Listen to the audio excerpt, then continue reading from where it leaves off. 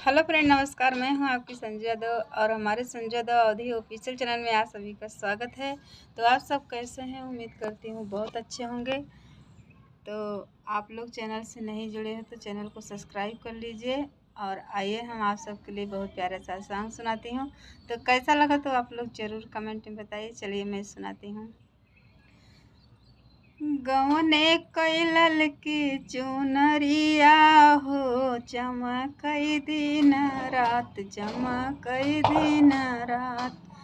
गौने कैलल की चुनरिया हो, चमकई दिन रात, चमकई दिन रात।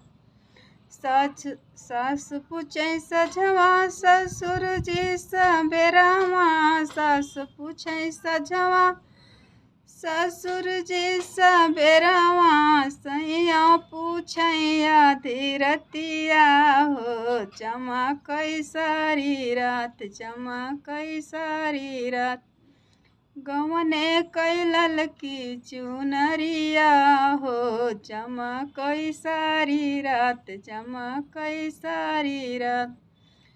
जेठनी पूछै सझवा, जेठा जी सबेरवा, जेठनी पूछै सझवा, जेठा जी सबेरवा, सैया पूछैया धीरतिया हो, चमकई सारी रात, चमकई सारी रात। अरे गौने कैलल की चुनरिया हो, चमकई सारी रात, चमकई सारी रात। तो कैसा लगा तो आप लोग ज़रूर कमेंट में बताइए। और हमारे संजू यादव अवधी ऑफिशियल चैनल में आज से कंटिन्यू प्यारा प्यारा गीत सुनने को मिलेगा। तो आप लोग ज़रूर हमारा सपोर्ट कीजिए।